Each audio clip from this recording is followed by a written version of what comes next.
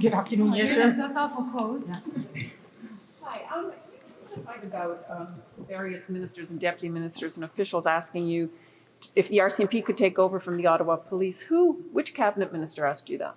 The majority of my conversation is with the Minister of Public Safety, and it wasn't, it was early solutions, like everything on the table.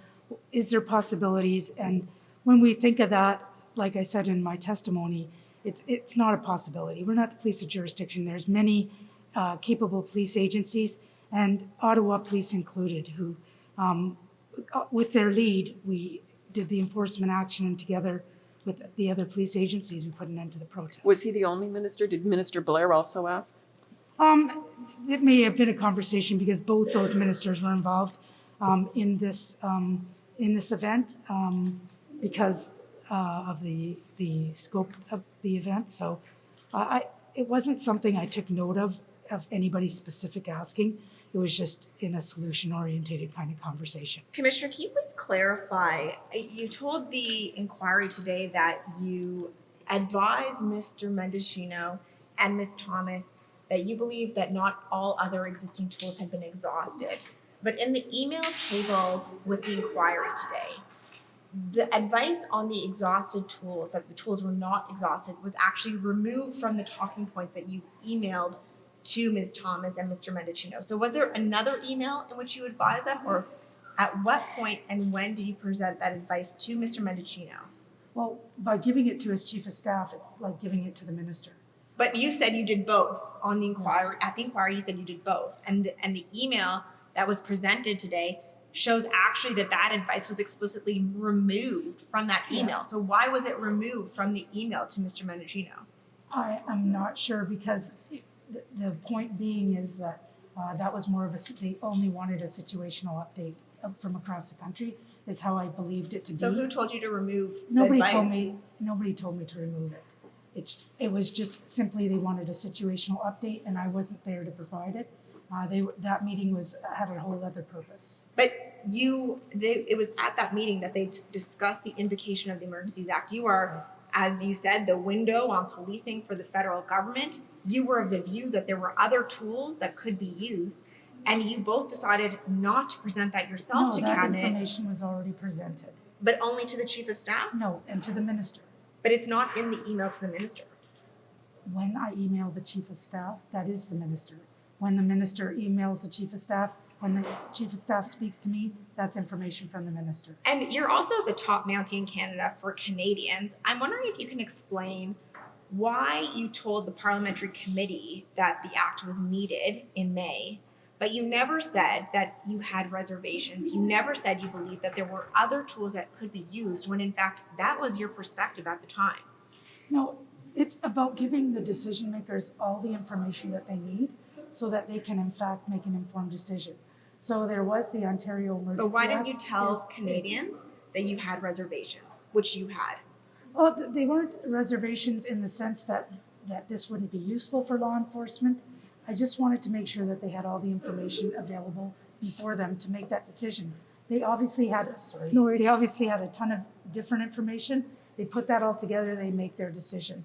And there was no hidden agenda. They got the information they needed. But Canadians didn't get that information. That's my point. You testified several times at House of Commons and joint House of Commons Senate committees on this decision.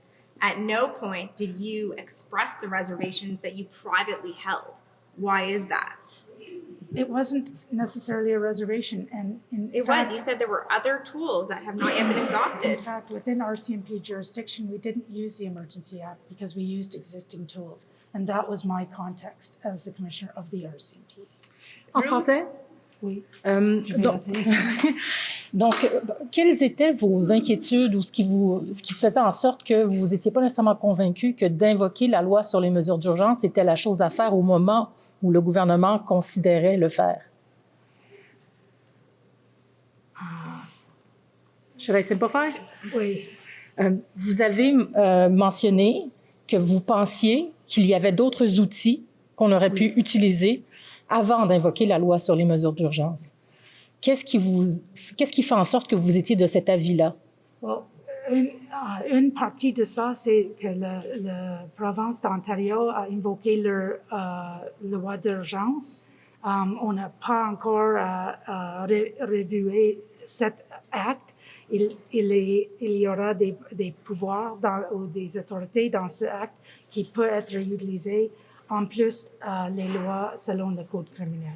Comment se fait-il que, je comprends que lorsque vous envoyez un courriel au bureau du ministre, c'est comme si vous aviez écrit directement au ministre, Oui. mais sachant qu'on discutait quand même de cette loi-là qui est quand même très sérieuse, pourquoi ne pas avoir insisté pour transmettre votre message directement vous-même en réunion, par exemple? Mais il y a beaucoup de discussions quand il fait la consultation avec le GRC au niveau de ministre de député. J'avais l'opportunité de donner toutes mes opinions. En plus, si les autorités étaient utiles ou non utiles, s'il y a des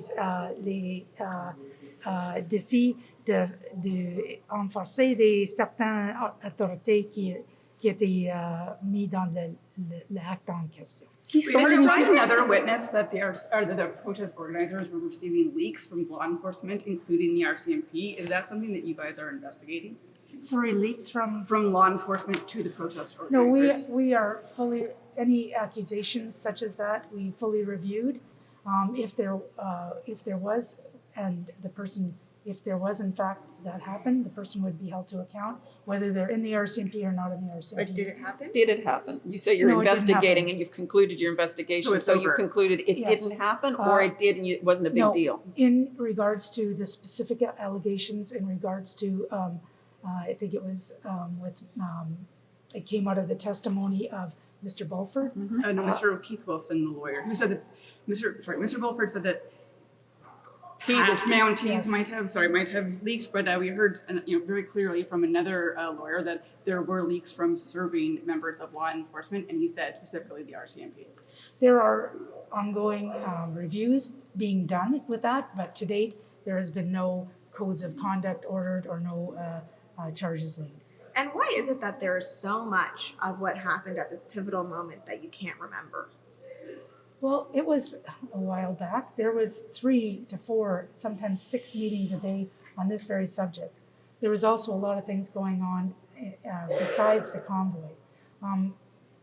It's easy to confuse one meeting into another meeting But It's when the not- prime minister is sitting at the head of the table and when he's not, and you couldn't remember whether he spoke at the meeting where they're discussing the Emergencies Act where the prime minister is chairing it. We had the same meeting 4 times. We would have a meeting at our level, at the deputy minister level, at the minister level, and at the prime minister level, almost the same meeting.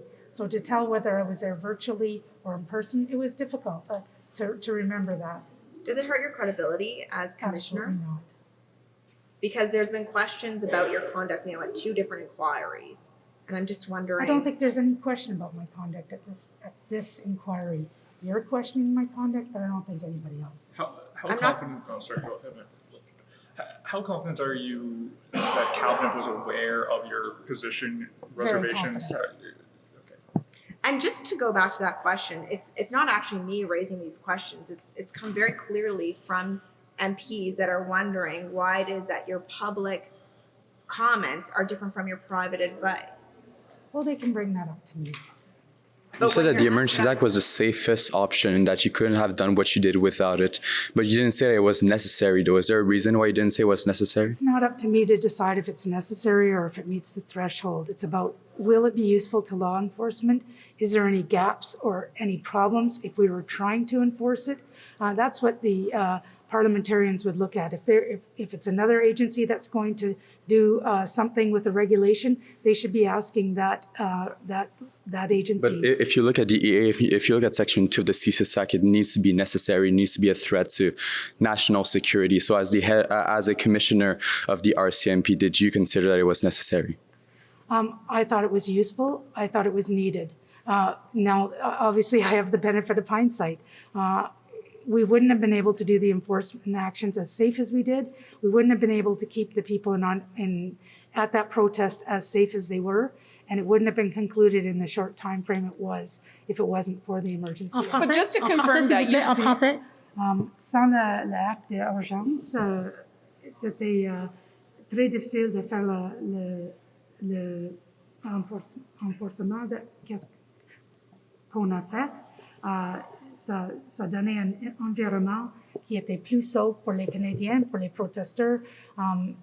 On n'était pas capable de compléter le proteste dans le temps qu'on a fait, dans la manière qu'on a fait, qui était plus sauf. C'était les pouvoirs de l'acte qui nous a donné ça. But just to clarify, you're saying that you concluded that it was useful and needed after the fact. But on February 13th, your advice to the government was that you had the existing authorities to No. proceed to end the blockades.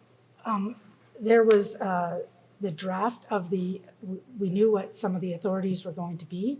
Of course, we were asked if those were such authorities, would they be useful to law enforcement? I said that they would be useful, but I also cautioned that there are other authorities because if I don't give the full picture, then they can't make a proper decision. And just to put a finer point on it, you are aware that there are members of parliament and people in the public who question your ability as a commissioner.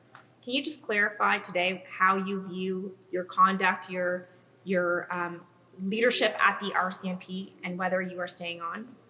I'm absolutely staying on as commissioner of the RCMP. And how would you Yes, go ahead. describe your leadership of the RCMP?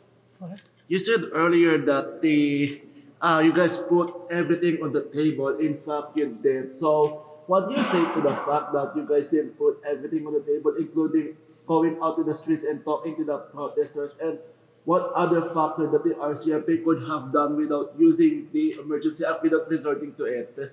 Well, it's important to note that, again, as for my testimony, we were not the police of jurisdiction. It wasn't for us to take the lead on this event. We were there to assist. And so in that event, there were certain people designated under the command of the Ontario Police, Ottawa Police Service, to in fact provide that liaison to the protesters and to have those conversations and engage the protesters. And that was done.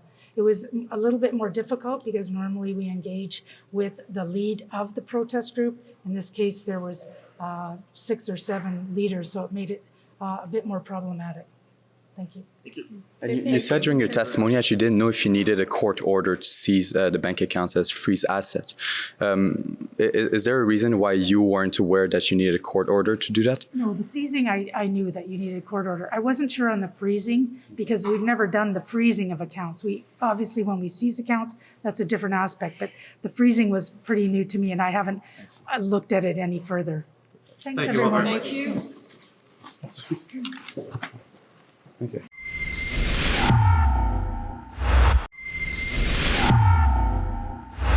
Freedom in 2022 is your right to disagree with me anytime on anything, in your heart, online, or in the public square. Freedom in 2022 is also your right to live your life however you see fit without hurting me or, for that matter, being bothered by me. But freedom in 2022 is in very real danger under constant attack by Justin Trudeau through his censorship bills, his attacks on gun rights, his attacks on farmers, and his attacks on peaceful protesters. These people have even tried to denormalize our flag. At Rebel News, we're not afraid to have dangerous discussions that Justin Trudeau, the media, and big tech censors say we're not allowed to have. And we want to have them with you at our upcoming Rebel Live events, first in Toronto, November 19th, and again in Calgary, Saturday, November 26th. I'll be there with dozens of other Rebels and Rebel-adjacent free thinkers, and I hope that you'll join us. Just go to rebelnewslive.com to get your tickets today, but do not sleep on this, because these tickets are going fast. See you soon.